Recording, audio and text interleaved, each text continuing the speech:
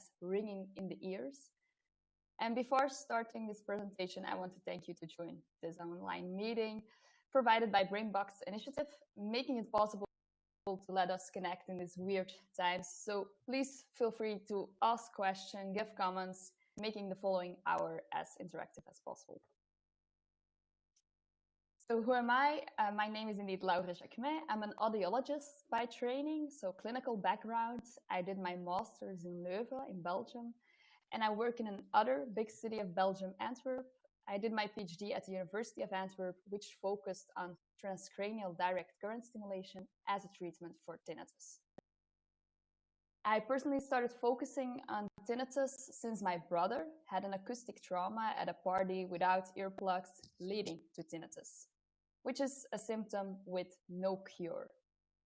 I combine my research with clinical work in the University Hospital of Antwerp, where I guide patients from the first appointment in the clinic with us to possible treatments to decrease the tinnitus distress. So now you know a bit of my background, it makes it probably easier to understand my research more. So today I will talk about tinnitus. I will first start with the basics. What is tinnitus? And the research challenges that we face in this area concerning the assessment of tinnitus, because how do we know that someone has tinnitus and how severe it is? And also the treatment of tinnitus. As there is no cure, as I just said, how can we help patients with tinnitus? I will present the most important results of tDCS as a treatment for tinnitus and where I see personally my research, but also research in general in tinnitus going. So first, start with the basics. What is tinnitus?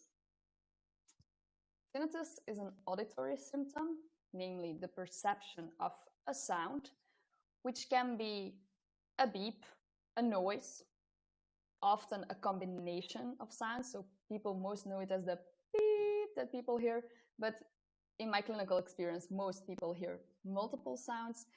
Very typical, they say the test sound of an old TV, the sound of crickets, and so on. So it can be very varying between patients. But most importantly, other people can't hear it. So it is a perception of a sound without an external acoustic source.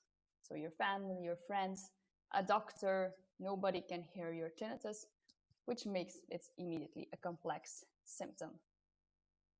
Now, this might surprise you, but 15% of the adult population experience tinnitus every day, which is quite a lot. Luckily, not everybody has the same degree of tinnitus severity or the same tinnitus distress by it. So it doesn't influence everyone in the same way. We in the clinic, we see 3% of the adult population who is distressed by the tinnitus, who has an impact on their quality of life. And that is, of course, still a high number, 3% of the adult population. And as such, tinnitus is becoming a global health problem, severely limiting the quality of life of millions of people. Now, people don't come to the clinic often with just a complaint of tinnitus on its own. Their tinnitus distress or their tinnitus problem is often depending on the associated problems they experience. So patients experience problems concentrating, problems falling asleep or staying asleep, increased stress levels, they are afraid that their tinnitus will get worse. Some patients start to avoid social situations, especially situations with a lot of noise and so on. So it's not only the tinnitus itself, it's really a complex problems that patients experience. So patients differ in the sounds they hear, in the problems they experience, but also in the underlying pathologies. One of the most major risk factors for tinnitus is pathological conditions or hearing damage in general. And to explain this more extensively, I will bring you back to your biology courses in high school, because how does our ear work again? I hope you can all see this video. Sounds are vibration in the air, and they are captured by our auricular or our pinna, and via the ear canal, they make the eardrum vibrate.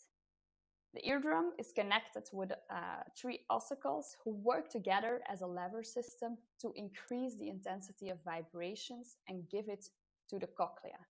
So the vibrations in the air are very, very small. So to make them noticeable, the eardrum and the ossicles work together to increase these vibrations. And in the cochlea, we have thousands of hair cells transmitting the sound from air vibrations to electrical pulses. And these electrical pulses are given to the brain via our auditory nerve. So it's only when these electrical pulses are reached in the brain that we perceive sounds. I think you can all immediately imagine that this is a very delicate pathway where a lot of things can go wrong. For example, ossification of the ossicles, so the three bones that don't move that easily anymore, and by that don't increase the vibrations anymore. The hair cells in the cochlea that you saw moving around, they're very sensitive, so they are easily damaged. Mainly the high frequency hair cells, so high frequency hearing loss is something we see very often in mainly an older population because these hair cells are very sensitive and just are damaged by age-related hearing loss. But it can also be less severe. Just simple earwax blocking our ear canal makes us hearing less for a moment or a period of days, a week. And people can start experiencing tinnitus just by having earwax blocking their ear canal. Now you might think, because of that last example, let's clean my ear very much so I avoid having tinnitus because of earwax. I still don't recommend it at all. These Q-tips that people use, at a certain point in time, people start using it for their ears, which is actually not the goal of these Q-tips. And it's even a bit dangerous because if you push the earwax too deep, it can start to infect because the first part of our ear canal, it's cleaning itself automatically, but the second part doesn't. So if you push the Q-tip too deeply in the ear canal, you can have that the earwax stays there, starts to infect, and so on and so on. So just to not everybody starts to clear their ears now more, just actually you don't have to clean them. Just this is a side note before going further in the tinnitus mechanism, because what does happen if something goes wrong on that auditory path from our pinna to the brain? Well, due to hearing damage, the brain starts receiving less sound. So the brain detects, there is something wrong here. They receive less electrical pulses. So the brain wants to compensate for this. And the brain gets overactive. So this hyperactivity is interpreted as an extra sound, the tinnitus. You can compare it with phantom pains, where someone doesn't have a leg anymore and still feels pain in that leg because the brain starts to detect there is nothing coming from the leg. We miss the information from the leg, so they start to make pain pulses, and people start to feel pain in a leg they don't have anymore. The same with tinnitus. We don't hear something anymore, so our brain starts to make it itself and creates a phantom sound, in this case, tinnitus. So just to be clear, most people think tinnitus is located in the ear, while it's actually a misinterpretation in our brain. And that makes tinnitus excellent for this webinar, of course. And it doesn't stop there. It's more complex than that. So tinnitus results from auditory deafferentiation, but it only reaches awareness when the increased neural activity in the primary auditory cortex is connected to a global workspace brainwork involving mainly parietal and frontal areas.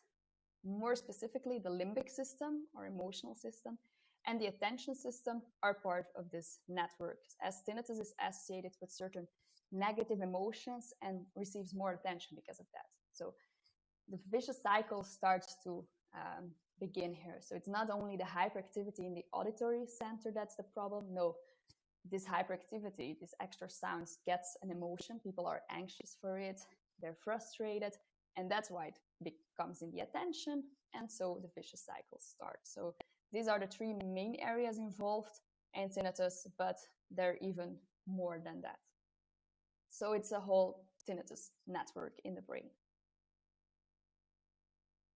During this presentation, I will discuss some research challenges that I myself experienced during my PhD, things that I had problems with when I was writing up results or just thinking about experiments, some basic stuff that we are missing. And maybe one of you have a solution for that or is inspired by it and is going to start some research for it, which would be amazing.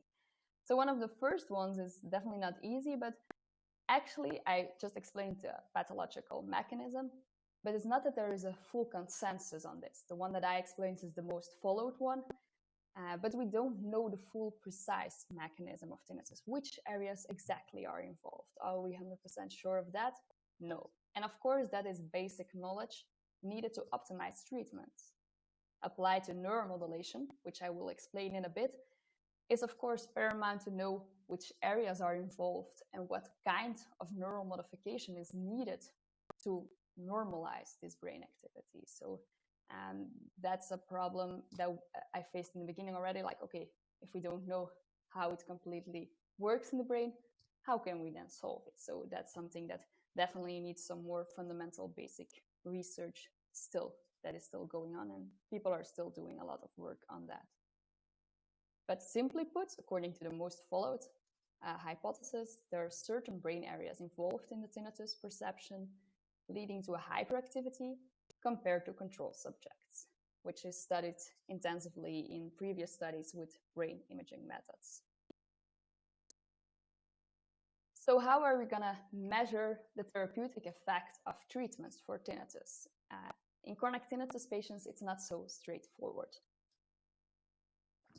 because we can't measure if someone has tinnitus, and definitely not also how severe their tinnitus is. And that's, of course, already a main research challenge on its own. In the past, people used a lot of psychoacoustic measures, which is that people or the patients are presented with sounds, and they have to say, oh no, my tinnitus is a bit higher than that. Oh no, a bit louder. So together with the patient, we're going to try to imitate or make a sound that resembles their tinnitus. So then we find the tinnitus loudness and the tinnitus frequency. But that measure is not used that much anymore in current research, as it very depends on the moment itself, of course. In the morning, it will be different than in the evening, and so on. And also previous research showed that it does not represent the tinnitus distress itself very well. It's not that because someone has a very high and very loud tinnitus that they are very bothered by it. As I explained, it's most of the times the associated problems, concentration, sleeping, and so on that makes it a problem or not. So this tinnitus frequency and tinnitus loudness is not always very important for the research itself, as it's not the ideal outcome measure. So that's why objective measures are searched, and a lot of people did some work on that. I also started to look into objective brain measures, see, okay, can we show that someone has tinnitus, show the brain activity is different from patients without tinnitus? Can we see after treatment that there is change in this objective measure? But it's definitely a starting research point in tinnitus. It's not that there is already a lot of work done here. Mainly objective measures, yes, but not as a treatment tool or not to reflect therapeutic effects. But I will come up with that later. But of course, it's very important that we can, if we could show that someone has tinnitus, that would be great for also insurance problems. In Belgium, treatments for tinnitus are not reimbursed. So if we could show that someone has tinnitus, that might make things easier. But if we are going to look in the brain, we often see the effects of the tinnitus, and we can't really measure the tinnitus itself. So that's a bit of the problem there. So that's why we most of the time use questionnaires. That's a bit of the golden standard for tinnitus. So patients report on their tinnitus distress in the last weeks. How loud was their tinnitus? How annoyed were they by it? What did they have had problems falling asleep, and so on. But of course, this is a very subjective measurement, but until now it's the best so far, and I think it will be always stay important, of course, how the patient's experience itself. It would be perfect if we had a good subjective measurement and a good objective measurement. But that's not where we are today yet. And then treatment for tinnitus. Just to give you the full overview, I will shortly let you know which other treatments there are for tinnitus, but it's important that you all know, okay, there is no cure for tinnitus. So until now, treatment's goals are tinnitus relief. And that might sound like, is it so difficult to find a cure? Yes, first of all, because tinnitus is a symptom. It's not a disease itself, because it comes from hearing damage and so on. And the tinnitus population is very heterogeneous. Patients vary in the sound they hear, in the problems, in the underlying pathologies, and in total in their perception of the tinnitus. So there is no one treatment fits all solution for tinnitus. So what does exist? The most traditional therapies and the most effective until now also are tinnitus retraining therapy, or TRT, and cognitive behavioral therapy, CBT. These are counseling techniques that you might be familiar with, but they're aimed at reducing the impact of tinnitus on the patient's daily life. Of course, they're very costly and time-consuming for as well the patients as the therapist, but they do very good work in making the life of tinnitus patients better and improving the quality of life. These therapies are sometimes also combined with sound therapies. So tinnitus masking in hearing aids, for example, they give an extra noise that patients hear constantly in the day to mask their tinnitus. Some literature also says that the masking itself can induce neural changes or can have also relaxing effects. In the part of the neural changes, I'm not so sure. I'm not an expert on that, but there are some literature showing neural effects also from sound therapy. And of course, in case that patients have moderate or severe hearing loss, hearing aids and cochlear implants, in the case of severe hearing loss, they have proven definitely that they can reduce tinnitus perception because patients hear again better, the tinnitus perception starts to decrease, which is very nice. You might not immediately think of the following link, but also physiotherapy can be important, as we often see, or not always, but often, that patients with neck and jaw complaints, so neck problems or very much tension on their cheeks, can be related to the tinnitus. And if we treat that by a good physiotherapist, their tinnitus can decrease. So it's all very connected, the neck, the cheek, to our auditory cortex, which makes it a very effective therapy in case it is connected, of course. Everybody has sometimes a bit of neck problems. It doesn't mean that it is related to your tinnitus at all, but it's good to know that it exists. But of course, that's why I am here today. Neuromodulation, over the last decade, it has been investigated very intensively as a promising modality for tinnitus relief, as it aims to modify the activity of the neural circuits associated with tinnitus.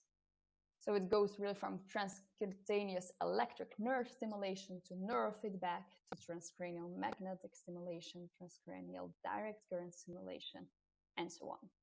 And that's what I will zoom in now, because I did a lot of work on tDCS in tinnitus. As you might know, it's a very relatively low cost and time efficient and very comfortable technique for the patient. As a brief summary, I think there are people here that probably even know more about it than I do, about the fundamentals of tDCS, but as a summary, tDCS applies a weak direct current to the brain, influencing the neural excitability. So it aims to modify the brain activity associated with tinnitus. So simply put, as I said before, if we see the hyperactivity in the brain areas of tinnitus patients, we want to decrease that to a more normal brain activity. And previous studies that looked into that before I did my PhD, they showed on average 1/3 of the patients having an effect of this tDCS. But the results were very heterogeneous. There are trials that claim more effectivity, but there are also trials that didn't show any effectivity, so there was a very much heterogeneous results. I think personally it has also to do with difference in electrode position, electrode size, stimulation duration, stimulation intensity, electrical field orientation, and so on. And that brings me with my next challenge that I faced during my PhD. Okay, we know that the brain activity of tinnitus patients is different. Okay, we know that tDCS can do something about that, but how do we know if the current that we apply really reach our target areas? There are definitely simulations of that, but how do we know for sure in each patient that it reaches the target areas, and how much of the current reaches the brain areas? So that is very much discussed in literature. It's very individual, different between patients because there are differences in skull thickness and so on. So also this is a bit of a struggle that you don't know in each patient perfectly, like, okay, does it reach the target area, and with how much of the current does it reach these brain areas? So that's also something I investigated further. One important thing before going to my own research results is this. There are two main techniques to deliver tDCS. So you have the traditional tDCS with two big sponge electrodes, and you have more recently developed high definition tDCS with more smaller electrodes, standard 5, but it can also be more. And the idea of high definition tDCS is, as the name says it itself, it's to target specific brain areas and to decrease the spread of currents over the brain. So there was thought that with tDCS, with the two big sponge electrodes, the current goes everywhere, to simply put it, and with high definition tDCS, we want to target this current to the brain areas we want. So neuromodulation has been studied very intensively in our hospital, but also in other tinnitus centers over the world in the last decade. And today I will focus on the most recent research results of my PhD, mostly using tDCS in a tinnitus population. And there were three main research questions. First of all, okay, we have tDCS and high definition tDCS. High definition tDCS is newer or more new. Is it as good or maybe even better compared to tDCS? That's the first one. The second one, okay, we know that it works for some people, but for who does it work? And for how many people? That's the second one. And then we have the third one in which we tried to more objectify the therapeutic effect by showing changes in the brain with event-related potentials. So that's a bit of the structure of this research results. So let's start with the first study of my PhD, the treatment effect of tDCS compared to high definition tDCS. So we had three settings in this study, two setups with tDCS. So the upper one was with the anode placed at the right dorsolateral prefrontal cortex and the cathode on the left one, as this area is known to be involved in attention and emotion with tinnitus. In the lower setting, the anode was placed at the supraorbital area and the cathode on the left temporal area, as this latter area is involved in processing sounds, of course, the temporal area with the auditory cortex. So that are two setups, and then the third one, of course, was with high definition tDCS at the right dorsolateral prefrontal cortex. And there were my questions again, like, okay, how do we choose our electrode locations? As I said, it's really a whole tinnitus network. Which area are we gonna choose? Do we use an anode or a cathode on this area? More research really needs still to be done. So there is missing some fundamental studies to support our setup choices. Until now, most of tinnitus research is just try to replicate each other's results, which is already great. But we need some more fundamental studies on that to investigate the difference between locations and electrical field orientation and so on. And that was, of course, already a bit of the first goal of this study, at least to know, okay, these three different setups, is there a difference in the effectivity of these three setups? How did we do that? before starting therapy, patients filled out a set of tinnitus questionnaires.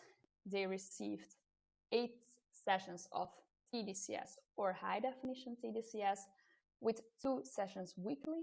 This schedule was based on recommendations of Dr. Laure Jacquemin. And when all sessions were completed, they filled out again the questionnaires, and on average 7 weeks later they come back at a follow-up appointment to fill out again the questionnaires, but also to talk about their own personal experience with tDCS or high definition tDCS, if they had an effect, if they perceived an effect themselves.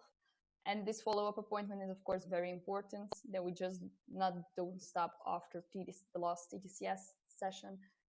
We see often that the changes are happening between post and follow-up appointments, so really after the 8 sessions in total. Of course, it's nice to have a long follow-up. In this study, we had a follow-up of, on average, 7 weeks. And here you can see the results of this first study, where participants were matched for with regard to gender, age, and hearing threshold. And these line graphs represents the evolution of the tinnitus distress over time for each participant. These line graphs are not often used, but I like that very much because then you can see that it's very heterogeneous already, the results of patients, and that it's working for everyone in the same way. So importantly, for people not familiar with the tinnitus field, on the vertical axis, you see the TFI total score. Just to know, the higher the score, the higher the tinnitus distress. So of course, we want this total score to decrease over time. And these 3 setups led to a decrease over time on average. However, there was no difference between the 3 setups. So the efficacy was similar. It looked like it didn't matter which tinnitus areas we stimulated or which technique, tDCS or high definition tDCS. My personal explanation for this results, which might be a bit weird, you would think that okay, has something to have to work better, a certain area, a certain setup. It might be that there is an optimal target area that differs between patients, and that is why we don't see a difference. Or what I also realized when looking into the high definition tDCS, we would think that it would give better results. Okay, the high definition tDCS indeed targets the current more, but it might also be that it results in lower current density, and by that decreasing the effectivity that high definition tDCS could have.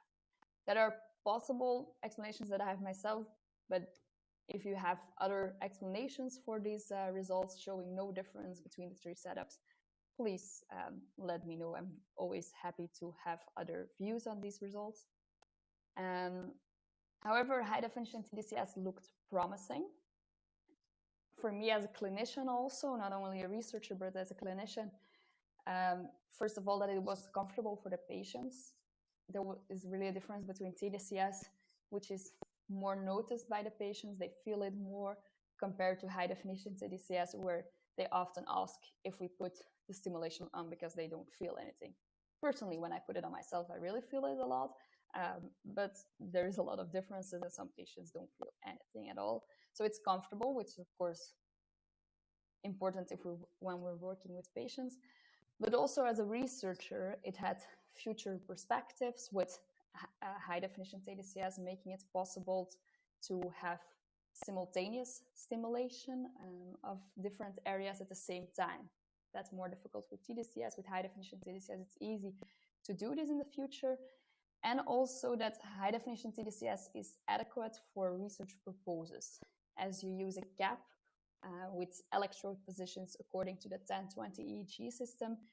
It decreases the inter and intra variability in the electrode location. So you're easily more consistent and precise with the location of your electrodes. It's much easier to keep this consistency and precision.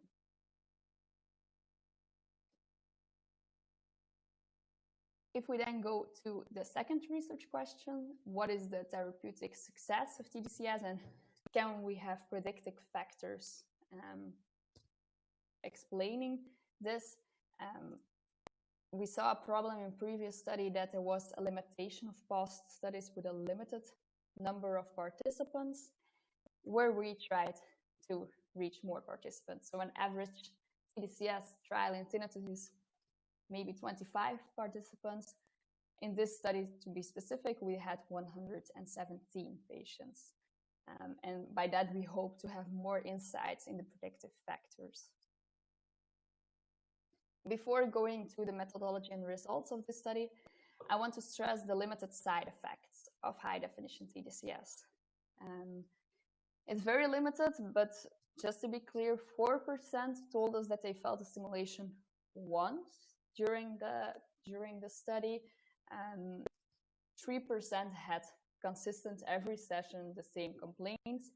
Mainly headache is the most experienced one, so it's important to counsel your patients that it might trigger a bit of headache after the session, but it's only temporary headache, of course.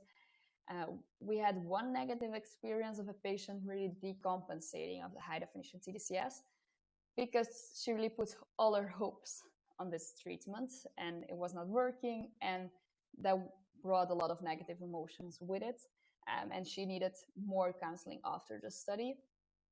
And I think these two, the headache and the patients with the decompensation, are very important examples. If you're going to see tinnitus patients, counsel them well, that you can have a bit of headache after it, but mainly that it's okay. We see that it's working for some patients, it's decreasing the tinnitus severity in some patients, but it's not that it works for everyone and it's the golden standard that we now found and that I'm gonna put everyone on high definition tDCS, not at all. So I think realistic expectations are very important in this matter.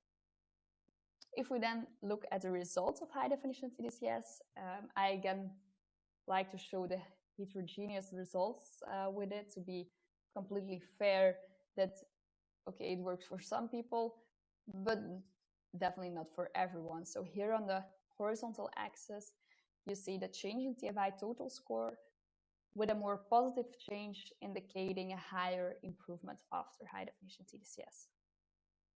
And this histogram shows that on average 58%, not on average, exactly 58% of our populations showed an improvement on the TFI.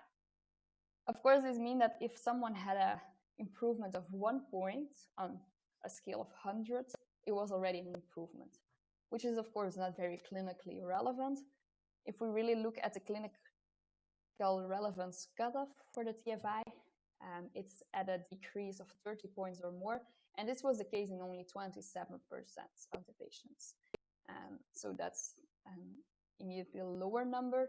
Yet in contrast with the self-report of the patients, when they came at follow-up and we asked how they experienced it, 47% of the patients told us that they felt a positive effect, which also had very different, very high variability in the effects they perceived, from changes in mental control to really large changes in tinnitus loudness. So this makes again clear that there is also a large difference depending on the outcome measure that you use. So there is also in tinnitus research just a need for the ideal outcome measurement. What should we use to capture a realistic and an honest view of the patient's their perceived effect? And then, as I promised, we looked into predictive factors. And there was one predictive factor coming up, definitely not very clearly yet, but there was a gender effect in our results, where you can see here the box plots, again with the TFI over time from pre-therapy to post-therapy to follow-up. And as you can see, there is a larger improvement on the TFI for women. People that look good at this figure immediately see also that the female patients start with a higher TFI score, so that this might be the reason for the gender effect we saw. But even if we corrected for that, there was still a gender effect present. And also this is in agreement with literature. There was a study by Frank et al. Already showing the same gender effect. And also with our own group in Antwerp, we published very recently a study of gender effects in tinnitus in general. So it's not only related to neuromodulation, but there is a gender effect in general in different tinnitus studies, not always in the favor of women. It's not that women are always doing better.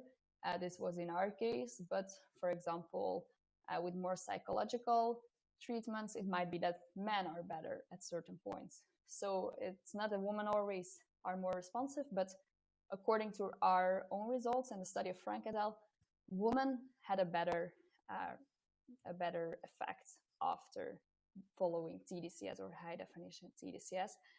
So this stresses the importance of looking into gender differences in our research.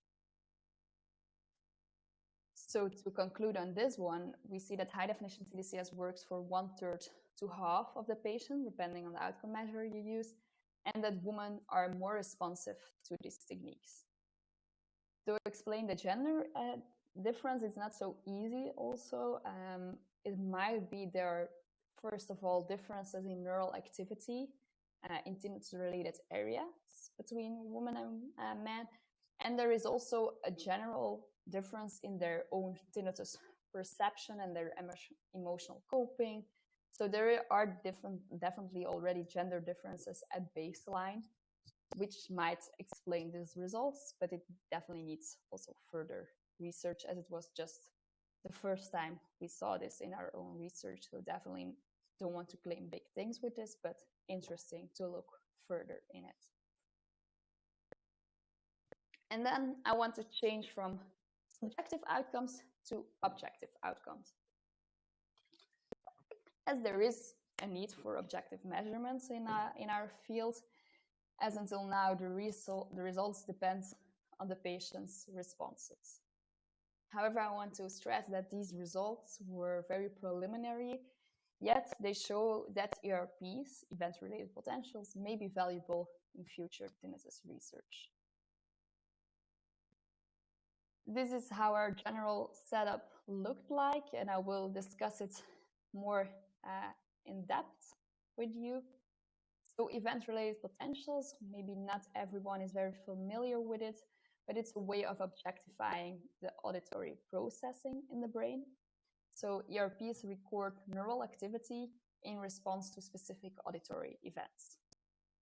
An example of such an auditory task is typically an oddball task, in which the subject hears the same tone over and over again, and suddenly there's a change in tone frequency, tone loudness, and sometimes the subjects are also instructed to press a button, for example, if they hear the change. In our protocol, specifically, they heard a sequence of 1 kilohertz prior tones, and they had to press a button when it changed to a 2 kilohertz pure tone. So a very simple oddball paradigm. The neural activity was measured with a 32-channel EEG system. The reference electrode was fixed on the chin and the ground electrode on the right mastoid. Unfortunately, the EEG measures not only the neural activity in which we're interested, but you also have a lot of garbage to say that we have to remove, external noise and so on. And we removed this with independent component analysis or ICA. And these ERP characteristics, they give us more information about the sound processing in the brain. So typically the latencies of the ERPs or the timing of the EEG activity is considered to represent the time course of the auditory and cognitive processes. The amplitude, on the other hand, is more related to the amount of synchronized neuronal cell activity and location of it. Before going more into this study, also here I had a discussion with myself to say, how are we going to interpret it? Latency of ERPs is quite straightforward, that we want shorter latencies that shows a better efficacy, a better efficient auditory processing. But what with the amplitudes? Do you want a bigger amplitude or a smaller one?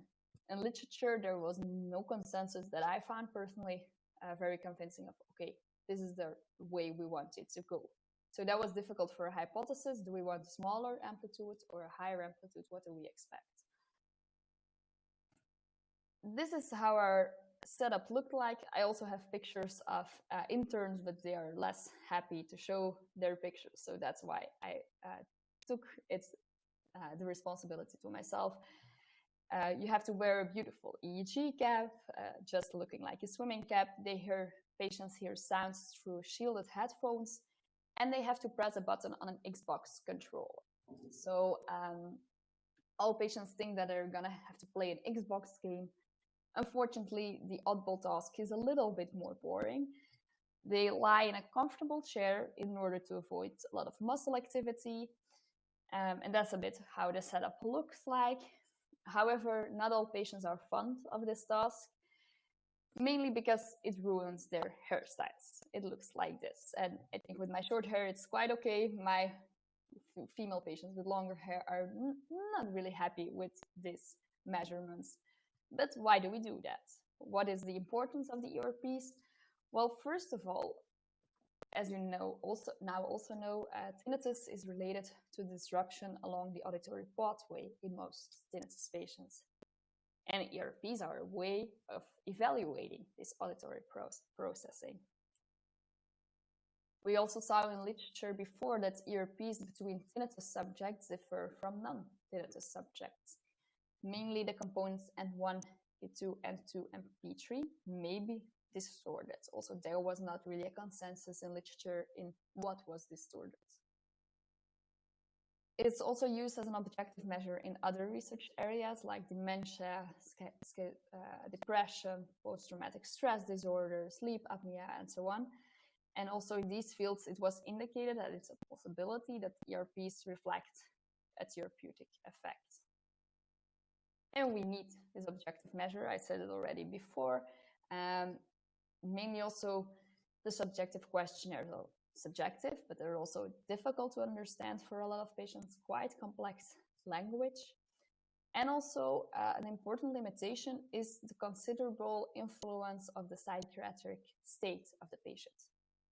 And this limitation is important considering the complex interplay between depression and anxiety and chronic tinnitus. I want to stress it's definitely not that all my patients are depressed, but there are some comorbidities that are important to take into account when you're interpreting subjective questionnaires, as it, of course, can influence the results of these questionnaires. So we looked into the ERPs before and after high-definition tDCS at the right dorsolateral prefrontal cortex with 8 sessions in 22 tinnitus patients. So this was a very exploratory study. And here you can see the changes in ERPs. So the blue line is before therapy, and the red line shows the auditory late latency responses after therapy. And as you can see, there is a significant decrease in the latencies from N1 to P3. And also the amplitude of N2 increased significantly. So it looked like there was a more effective sound processing in the brain happening after the high definition tDCS for 8 sessions. However, there was no correlation between these ERPs and the questionnaires. And that might be influenced by the mental status of the patients, which can impede the subjective improvement, as their brain activity might change, but their perception didn't. So we saw that the brain activity was definitely changing for a lot of patients, but it not always had an influence on their own perception. And this is what I also said before. It's nice to have objective measures, but of course, if the subjective measure doesn't correlate with it, it's not our goal to just change the brain activity. It's our goal to change the patients and the patient's tinnitus perception.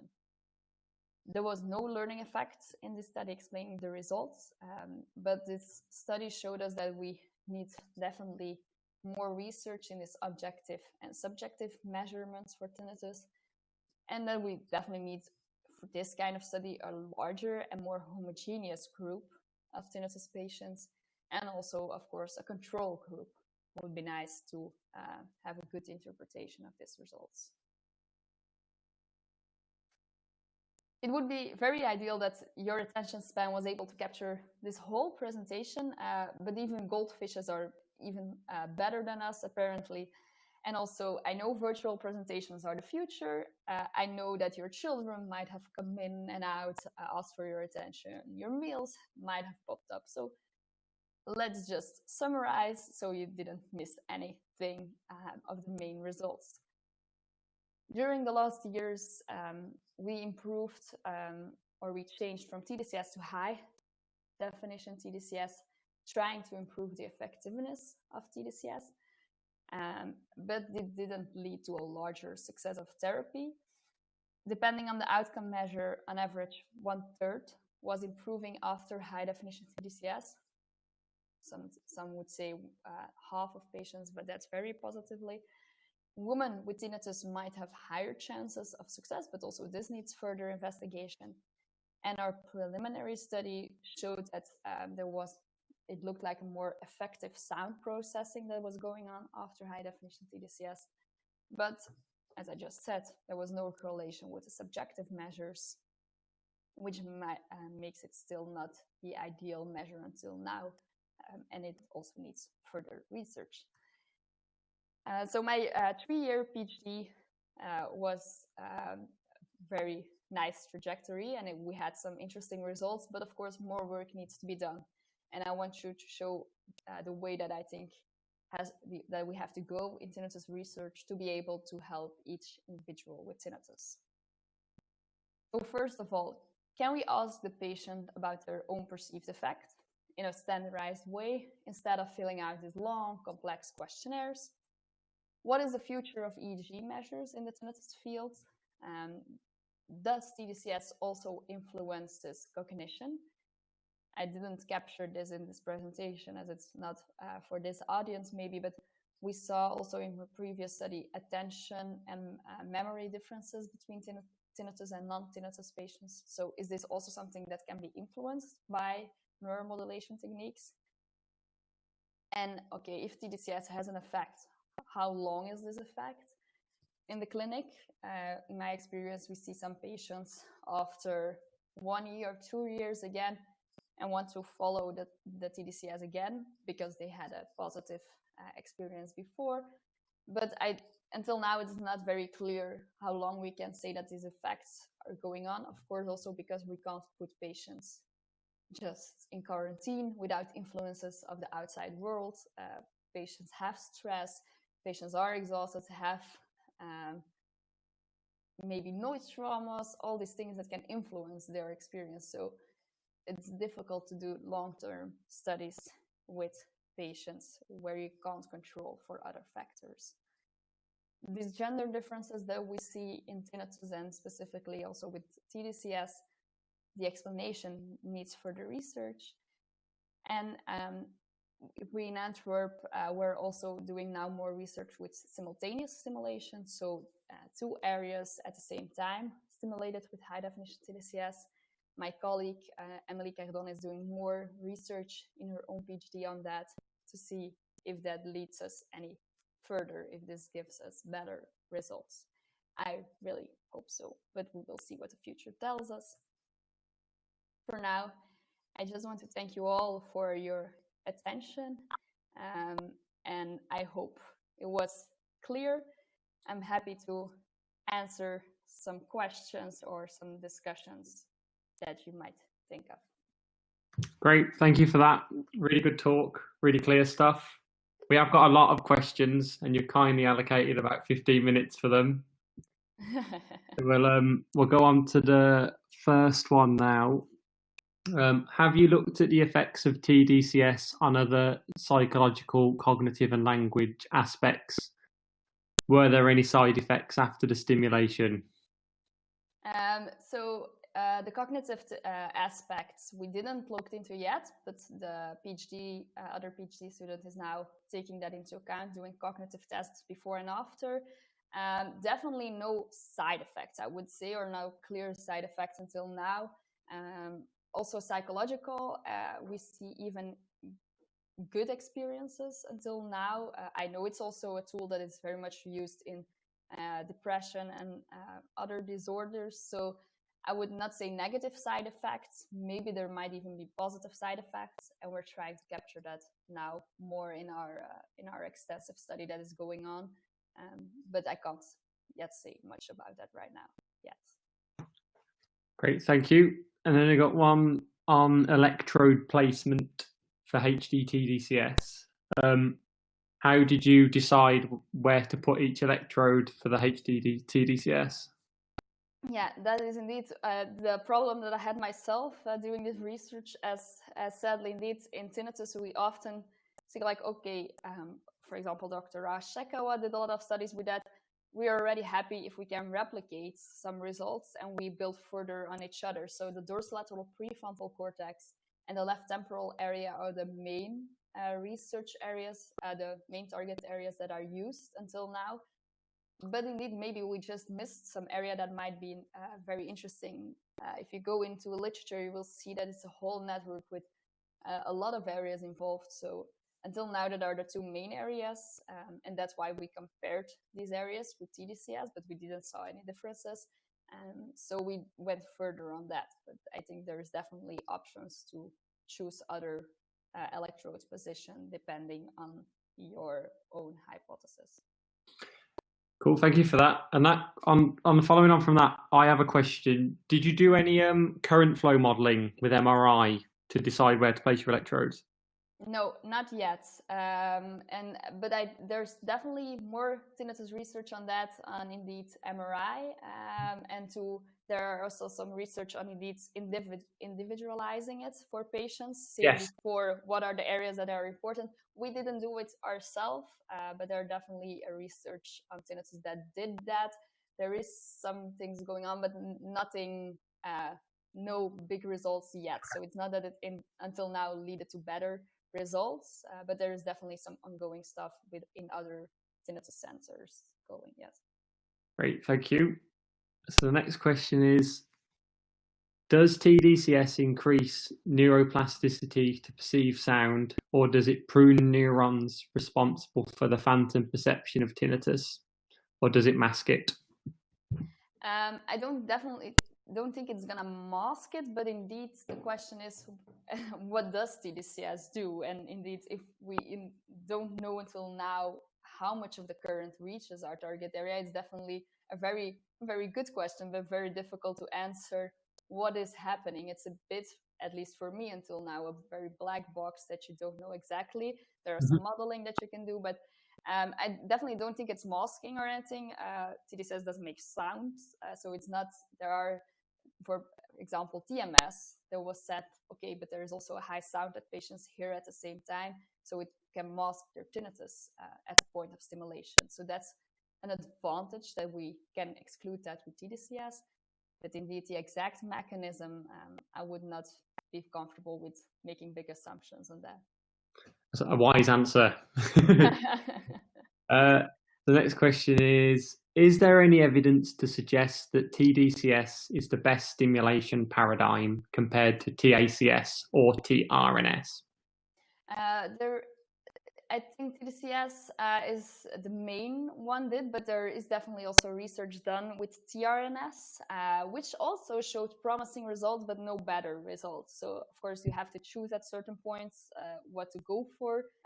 But there are comparative studies between tRNS, tDCS, and yeah, there was definitely no better results. And tDCS is a bit of the main tool now in tinnitus, but there is definitely room for also more, I think, more extensive studies. As I said, most of the studies is always 25 patients per setup, which is not a lot. So I think to make definitely big conclusions of that, you might need larger trails to really compare them. That's a good point. The next question is a good one. Did you include a sham control condition when you compared tDCS to HD tDCS? Indeed, a very good one, and always a bit of my problem as my research was very clinical oriented. So in my research, no. In the research that we're now doing with the simultaneous stimulation, of course, there was a huge funding for, so now we have money to do this, luckily, and to compare it. But that will, I will not say there are other authors and researchers that did placebo-controlled studies, of course, with tDCS, and can exclude in that way a placebo effect. Placebo effects are not great with tDCS and tinnitus patients, so it's not that it's much explaining the results. So there is definitely work on that was done. Of course, it would have been nice to definitely know for sure the exact amount of patients that it does work for. We would need a placebo control, and we're definitely doing that right now. Thank you. Next question is, besides the idea of brain stimulation, what are the underlying assumptions regarding the efficacy of tDCS with respect to the idea of decreasing the assumed hyperactivity in auditory cortex? Wait, I'm looking at the question myself. So indeed, that's what I said in the beginning. We see hyperactivity in general in tinnitus patients, and we want to decrease that, and we want to influence that by tDCS. But indeed, I think the position of your anode and cathode are very important in that matter also, and needs also more fundamental research on that. It's definitely indeed it's lacking some specificity.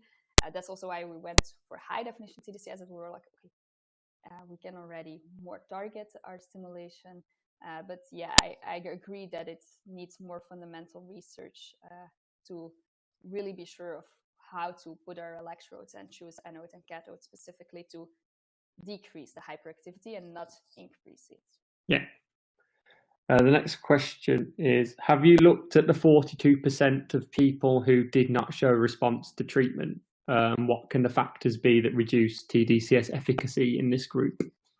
Yes, we definitely did that. We tried to see like, okay, why not for these and why for others? There was really not very good results explaining that, because I also thought, oh, maybe if they're too depressed or if depression plays a big role, it might reduce the efficacy. But I think sometimes in my clinical experience, I saw the difference, that it might just even maybe work very good for these patients. That's always also why we now in this study that we're doing are excluding people with a high hospital anxiety and depression score, to very much know that we're treating the tinnitus and not depression or anxieties. But until now, only the gender effect came up in our results. Thank you. So the next one is it possible that the gender effect you found is partly explained by the amount of current that can reach the brain? More current may reach the brains of participants with smaller heads and less thick skulls. Yes, but the thing is, indeed, I also looked into that. It's even the inverse from what you would expect. I looked into the gender differences, and we would even expect that it would be better for male, while it was better for female. So until now, in what I found for supporting literature, it was definitely not supporting. So this didn't look like it played a role, but maybe there's some literature that is still missing in my knowledge to explain the gender effect. But what I found was even it should be working more for male on average. Okay, cool and interesting. Thank you for that. Have you also looked at the effects of tDCS on ratings of tinnitus loudness to complement TFI ratings? Yes, we did. When we contrasted with previous studies, our main effects were really on the tinnitus distress and not always on the tinnitus loudness. Patients also describe it themselves as the peaks of the loudness go off, but not the main tinnitus loudness always. So it's more often the tinnitus distress, also, which is logic, as we're also often targeting the dorsolateral prefrontal cortex, and more the emotional response to the tinnitus and so on. But there is also research by other colleagues that showed effects on the visual analog scale for tinnitus to loudness, but we didn't see that, which we also found weird. We also think the way we ask it is different from our colleagues. We are not there with the patient, so we don't ask how much do you rate your tinnitus now, which is of course different. With us, they fill it out on a computer. We're not there. They have to fill it out on a scale. So I think there's some research definitely also doing it differently and asking it directly, which will change your results maybe. Great, thank you. Next question. Is there a DIY kit we can use to experiment with ourselves at home or in fab labs? There is. With tDCS mainly, we work with Soterix until now. And I know there is definitely ways of doing it at home. We are not immediately jumping into that ourselves in the clinic. Also, Belgium is a quite small country. So for us, it's quite easy that people come to Antwerp and have it there. I think it might be more relevant into big countries, but of course, it's always nice if you're just in a clinical setup. If you're still doing electrical stimulation of patients. So in my experience, I would not feel comfortable with sending it home to patients. I think it's very important that there are some controls on that patients cannot experiment with it themselves. But it's definitely possible. I agree. Next question. What is the mechanism of therapy? Is it increased excitability induced plasticity changes? And question 2, have you considered using TMS? Yes, so question 1 was indeed already a bit answered before. That, of course, that's what we want, but we're not sure if it's happening. Also, when we do brain measurements before and after, it's not very clear the changes are really plasticity changes that are happening. I think definitely more research on brain measurements before and after would be very handy. We did TMS before I was in the hospital, so I never used it myself. But as I said, TMS has some confounding factors with the loudness of the stimulation, which is not ideal for tinnitus population. But there are other tinnitus centers doing TMS also having similar results. I don't think it's better, but it's also not worse. It's definitely also a tool you can use. Yeah, I think with TMS it's going to be a bit bulkier and bigger, whereas with TES you've got something a bit smaller and more manageable. Yeah, and for patients a bit more comfortable. Definitely tinnitus patients. It's a special population. Also a lot of hyperacusis, so they don't like sound at all. So in that case, it's comfortable. So you've got 2 more that we might be able to just about get through in time. Of the 47% of patients with a perceived effect, how many felt that they had a hearing improvement? That was never mentioned. Also, we do always audiometry when they come at consultation. That's nothing we saw in our results ourselves. I would also be surprised to see that. But of course, if it might be that I know I'm not aware of some research, but it would be great if it's that leaded to hearing improvement. But I think that would be very exciting if it didn't. In my experience, no. So the last question now. Do you think that using tDCS and other parts of the brain, like the amygdala, have an effect on emotion control, leading to a decrease in the tinnitus perception? Yeah, the amygdala is definitely also something that pops up when doing brain measurements, just at baseline in tinnitus patients. Of course, also there again, how to reach it, how to be sure that your current gets there. But definitely a possibility if you can be sure that your position leads to stimulating the amygdala. I think that's definitely also indeed, like if it's targets or the auditory or the emotional areas or both at the same time, it can have an effect. But I think it was also clear from this presentation, there's still a lot of fundamental research missing in tinnitus specifically. Everybody at a certain point started to do tDCS and it has effect, but I think we might indeed, instead of going further, have to take a step back and first indeed try to solve out this basic knowledge about tDCS and what we can reach and what we want to reach in our population. Great, thank you for the answer. And that's it for the questions. So now I'd just like to thank you again for your time, for giving us such a clear work on an interesting research topic that has lots of promise for the future. So big thank you to you. We really appreciate it. Pleasure. Thank you very much for the interactive and interesting questions in the end.